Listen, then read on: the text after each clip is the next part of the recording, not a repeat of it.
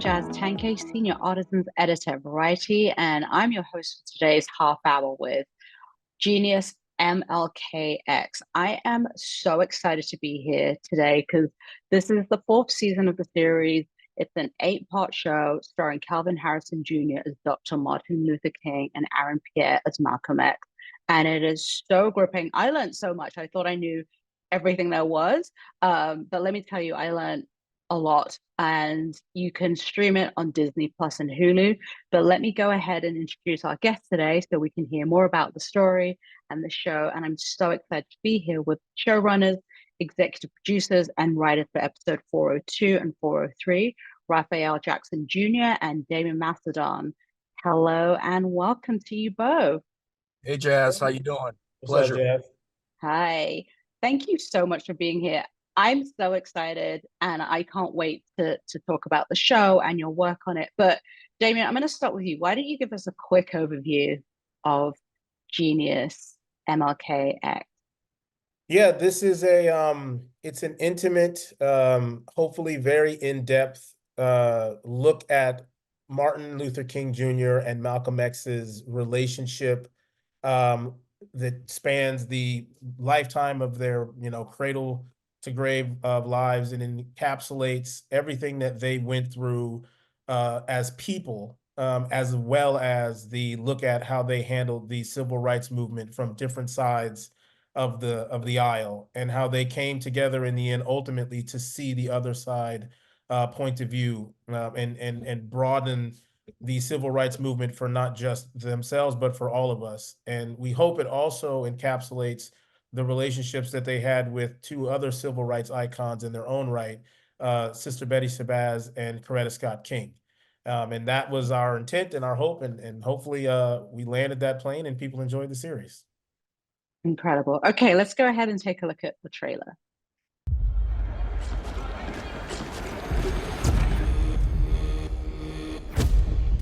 Reverend, we understand. We meet at last. We have been oppressed. We are forced to ride the back of a bus so a white passenger could sit.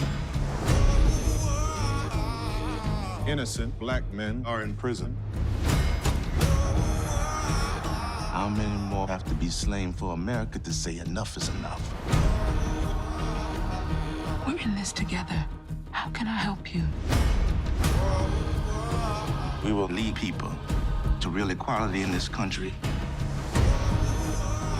To fight against oppression by any means necessary.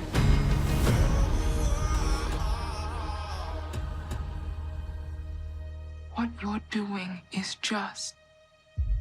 Never question that. Brothers and sisters, are you ready? I believe you're going to do great things. We must be a little daring.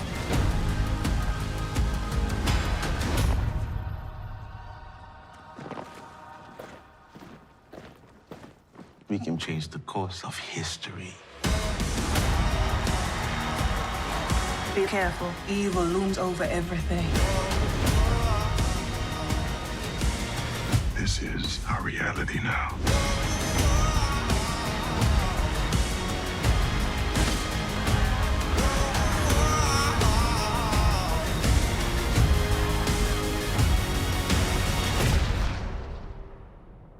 Who do you think this is going to hurt more, you or me? I imagine it's unlikely they ain't either one of us. Well, then let's keep them guessing. Amen to that. That show looks pretty good. It does, right? I'd want to watch it if I've never seen it. I was going to say, so the Martin Luther King and Malcolm X story has been told many times from many different perspectives. Talk about working with fellow executive producers Gina Prince Bythewood and Reggie Rock Bythewood about the story that you wanted to bring to the table for this.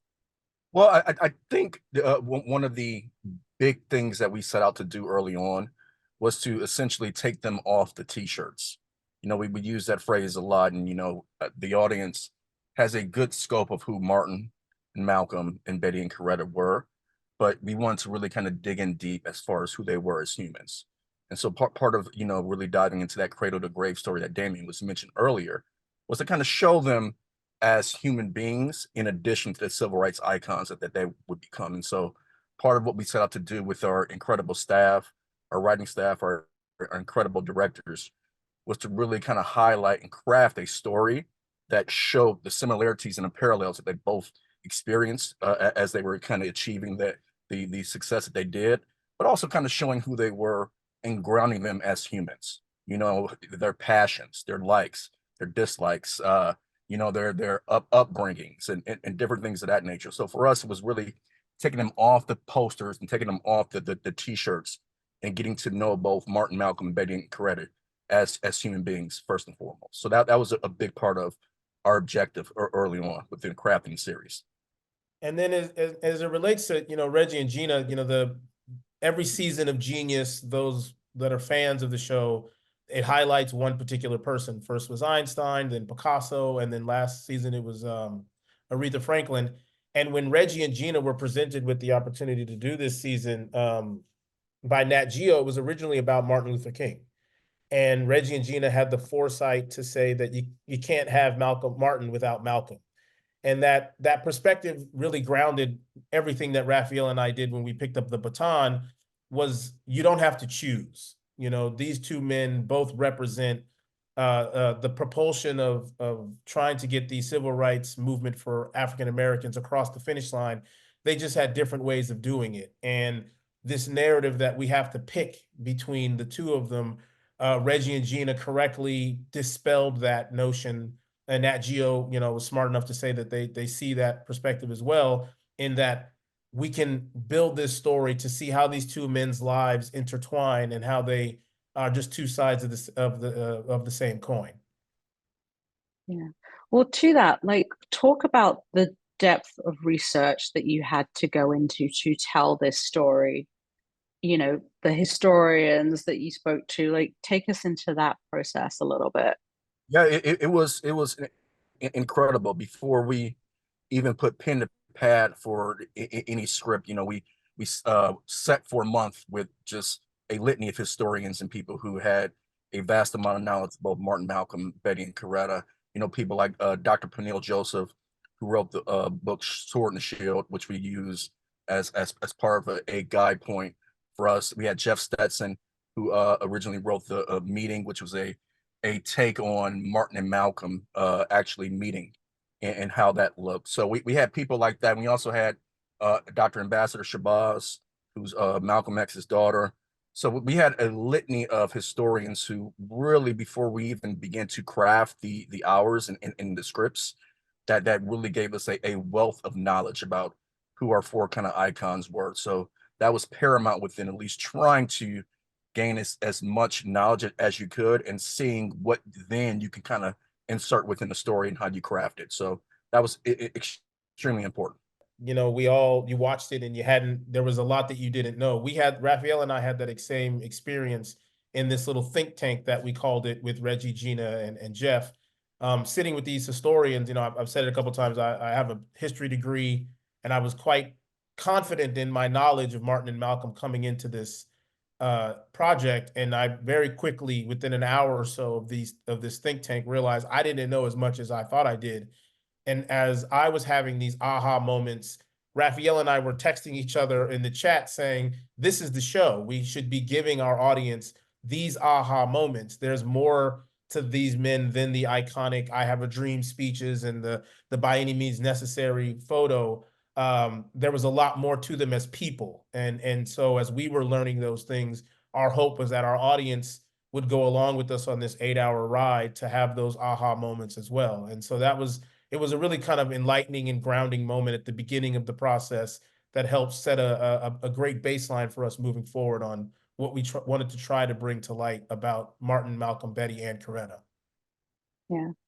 Well, talking about the aha moments, one of my favorite aha moments is episode 5. It's Matriarchs, and it really highlights Coretta and Betty and how integral these women were to the movement, but also showing, these women in the past and what their ambitions were, and we so rarely get to see that.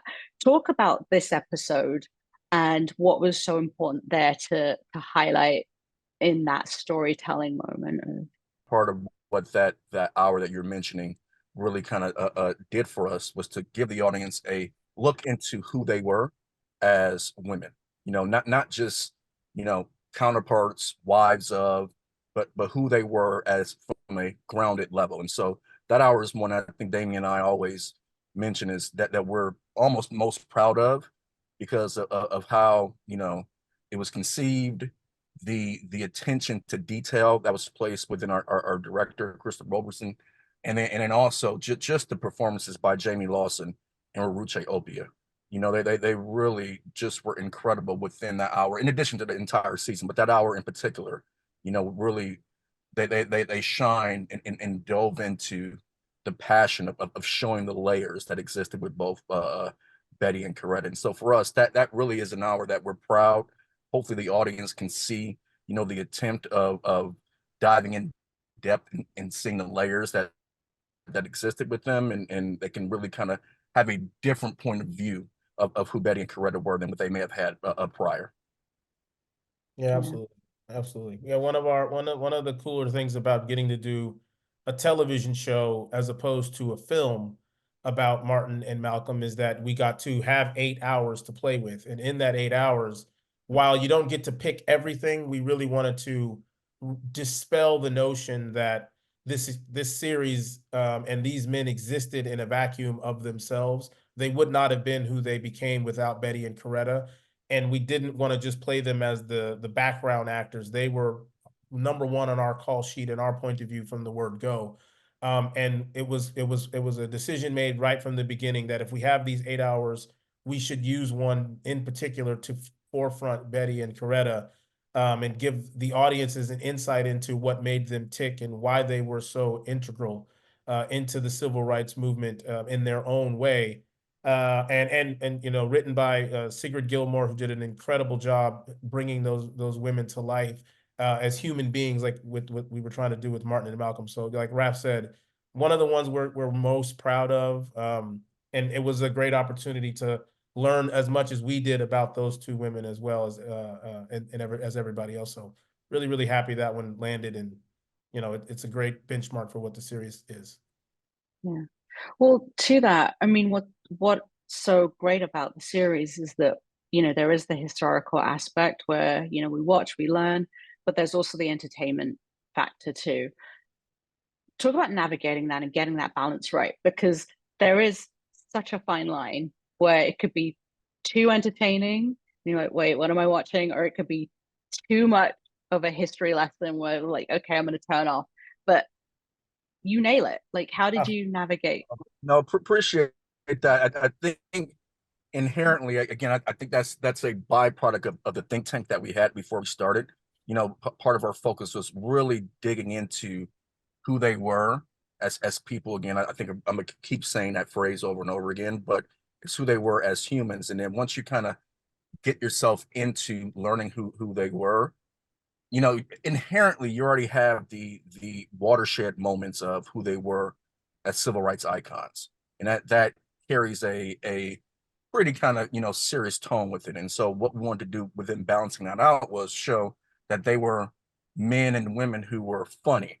They were men and women who were parents, men and women who, you know, had different likes and passions and humor. So it was bringing those elements to the forefront that we felt was needed to balance the story out, in addition to the civil rights moments that we know and that the audience may have a disposition about. Whenever projects like this come around that center specifically on race-related pieces, there's a tendency to feel like you have to watch this.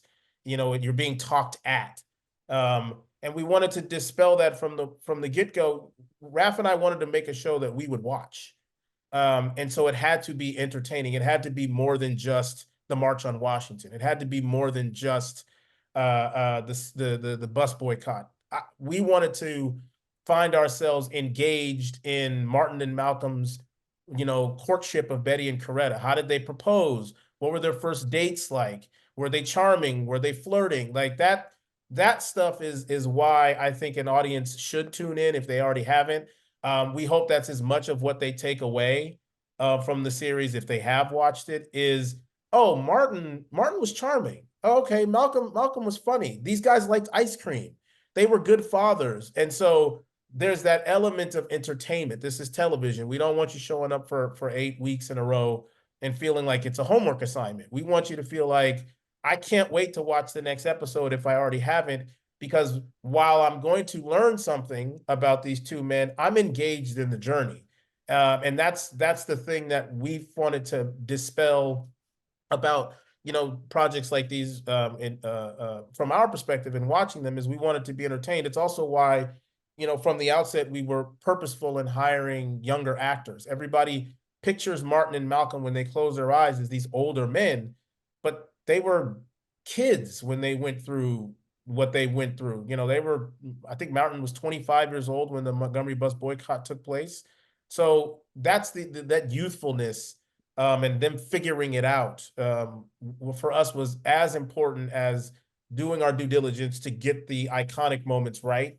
It was also to make this not just a Wikipedia piece. This should be, I tuned in and I got the good music, and I got a smile in an episode I wasn't expecting. And then, like Raphael said, on top of that, you get the intense, powerful moments that we know and maybe seen from a different point of view. So a little long-winded, but I appreciate that question, because it's always a purposeful thing to make the audience enjoy what they're watching rather than feel like they need to do a book report afterwards. Let's take a look at a clip from the series. What do you think of the Senate debate? Well, the debate's a con game, threatening to provoke a race war if the government's not serious about civil rights enforcement. Do you support changes to the bill? No, the bill should be passed exactly as written with no changes, but the struggle for black equality won't end. You can't legislate goodwill. Are you suggesting that people fear many of your views? Well, I'm not surprised that some may fear the truth, but my two eldest daughters sit either side of me on the couch when I show them my butterfly collection. Ask them if anyone should fear me. You have a butterfly collection. Oh, yes, I admire the butterfly. They start off crawling, clinging to life, moving slowly in the dirt, hoping not to be stepped on. Then one day, they are transformed into something beautiful that can fly without limitations. Now, isn't that something truly revolutionary? There's a lesson in that, if you're willing to learn it. Dr. King, how do you respond to Senator Thurmond threatening to filibuster the Civil Rights Bill? Well, I'm here today during this critical debate to convince his fellow senators to do otherwise. But I assure you, we will not be content even after this bill is passed. The failure to pass the bill would thrust our nation into a dim horizon of social turmoil. Are you suggesting there might be violence if the bill is defeated? Realism impels me to admit that if the bill is not passed, it'll be harder to keep the struggle disciplined.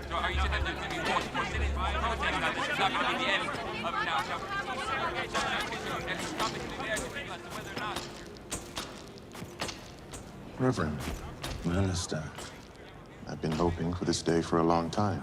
We meet at last. it seems like we've attracted quite a bit of attention. What makes me think you may have invited them? No, I'm sure they must be here for you, Doctor. One thing's for certain, you're now going to be investigated. Well, I have it on good authority. My file is already much larger than yours.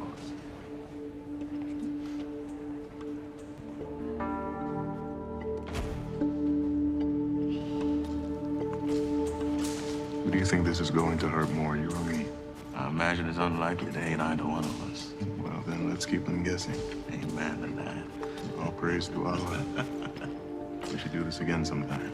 Absolutely.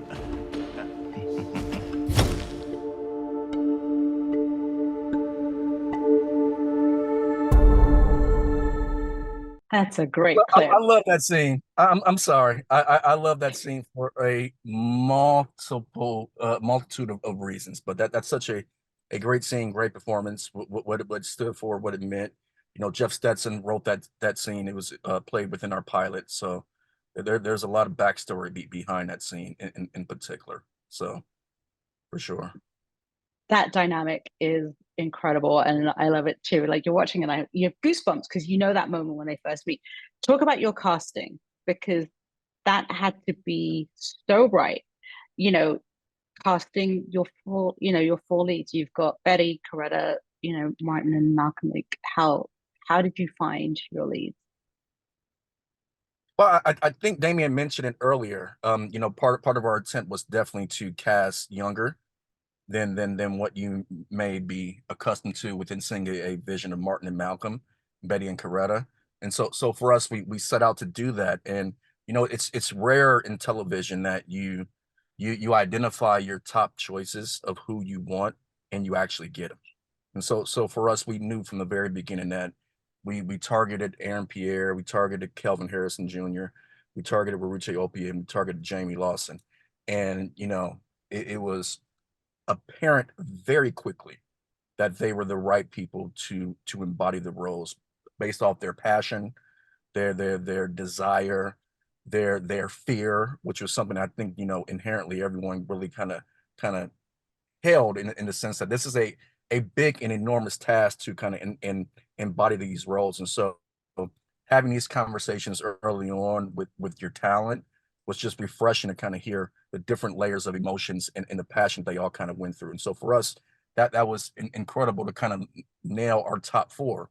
But in addition to that, we had an incredible supporting cast as well. One of the things that we're extremely proud about is that Ron Cephas Jones, who embodied Elijah Muhammad, really for us, because we knew him before working on the show prior, but to have a chance to work with him before his unfortunate passing was just a blessing, and the passion that he brought to the role, the passion that he brought to the cast and crew on a daily basis was incredible. So for us, top to bottom casting wise, you could not have hit more of a home run than what we feel we did. So it's a testament to everyone that played the roles. Yeah, I mean, you mentioned it before, Jazz. Like, you close your eyes and you picture Martin Luther King, and they are Oscar-winning performances that flash in our eyes.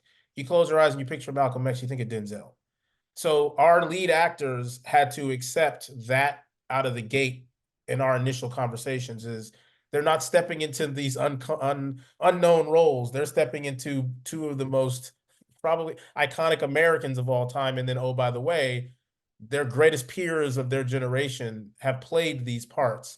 And so, not to speak on their behalf, but yeah, there was some apprehension and some anxiety that they felt in playing these parts. And what our goal, what Raphael and I hoped to articulate to them, was to use that apprehension, because that's what Martin and Malcolm felt. Like I mentioned, they were very young when they were doing these things. They didn't have it all figured out.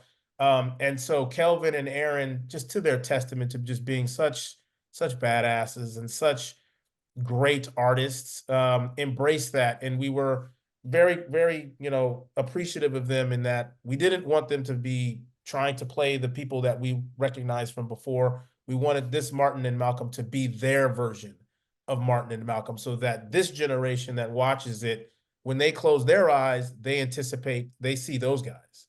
And the same goes for Betty and Coretta. Again, you close your eyes and it's Angela Bassett who's played these roles, and you've got to match wits with trying to navigate that. And Jamie and Wayruche, I say humbly, I'm completely biased. I think they were out of this world spectacular in not only crafting a version of these women as themselves, but taking them to the next level, so that whoever picks up the baton after our series has some pretty big shoes to fill in trying to do what those two young ladies did. And again, we just couldn't be more proud of them, and the youthful energy that they brought to this project is it hopefully will stand for a very long time.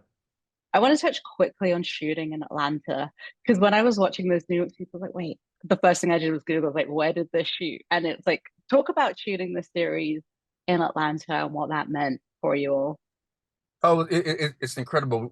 We like to coin Atlanta as our additional cast member, because it's a setting that is ripe for shooting. You can pretty much just tailor any story within the city itself.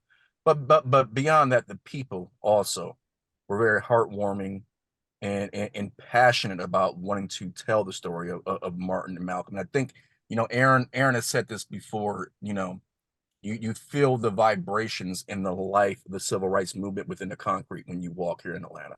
It was really specific for us too, as Raphael mentioned. Our background actors, in every scene, when we had these gigantic church scenes or the marches that we shot, some of these folks actually were there when these events happened. You know, I say this all the time. You're driving the set and you're driving down MLK Boulevard. You're driving down Ralph Abernathy Highway, Andrew Young Freeway. The remnants of what these people did are everywhere in Atlanta. As a reminder, as well as our background actors who on days would you sit in between takes and they're telling you about when they remember seeing Martin at Ebenezer Baptist Church as a young child, or seeing hearing about what happened at Rich's department store and the sit-ins that took place in Atlanta. A lot of our folks who participated in this show were there for these moments, and or their parents were there. So that energy was always palpable on our sets, and it helped elevate what we were trying to bring to the screen, because it could not have been more authentic than folks who, in certain situations, were present when these events were taking place. The show is out at a time where history is under attack. You know, it's being erased and it's also being rewritten. What does it mean to have the show out at a time like this and to be telling this story? I mean, there is an urgency of now more than ever. And the two men that are the focal points of this series spoke to that almost 50, 60 years ago. And unfortunately, the lessons that they tried to teach us, we are repeating to this day.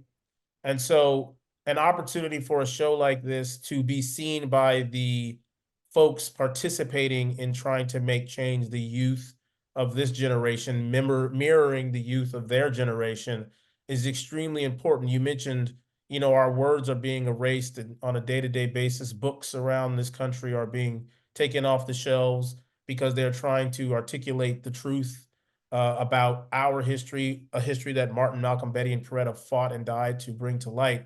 It's extremely important that we pick up the baton that they laid down for us and see there is no wrong way in fighting for what you believe in. If your morals are true, if your urgency is correct, and that is something that we personally take a lot of pride in being the people that got to bring this show to television, but also in what we hope our children watch when they see this and they see the remnants of the hard work that Martin and Malcolm put into trying to better not only African Americans, but every single American.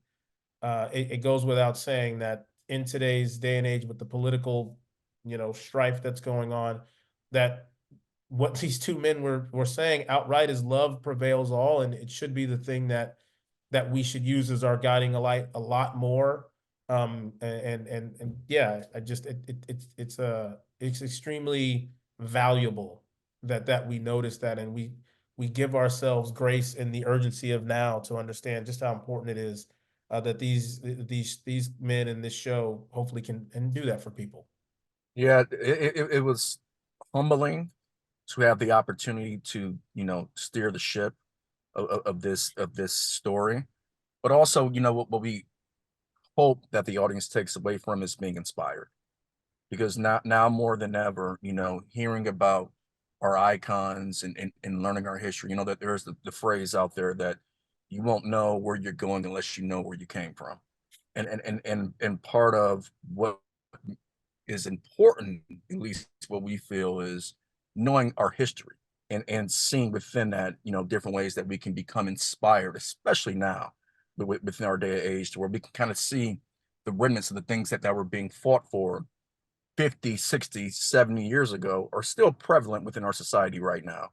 And so to have a chance to tell a story that has those parallels, but also inspire young men and women to become active, is one of the things that we were humbled to have an opportunity to do. So for us, this show, God willing, you know, can have someone who watches it, whether it be one person, 10 people, or a million, to become active in our society overall.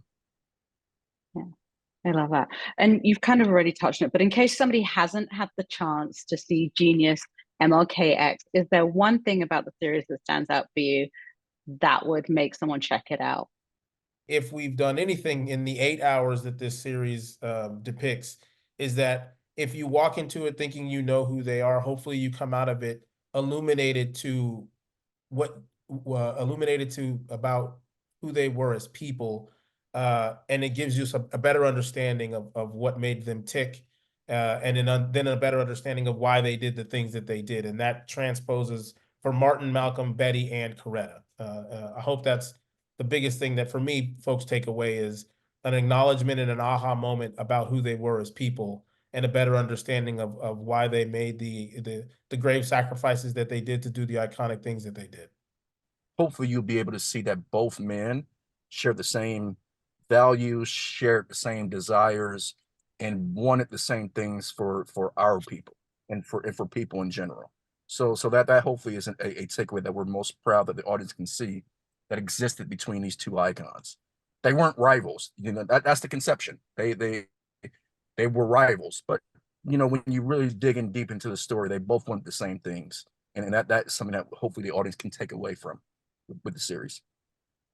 Incredible. Well, I want to say thank you to our friends at National Geographic, and thank you, Raphael and Damione, for joining us today. And thank you to everyone watching. Thank you for joining us for Half Hour With, and you can stream Genius MLKX on Disney Plus and Hulu. Thank you so much for that conversation.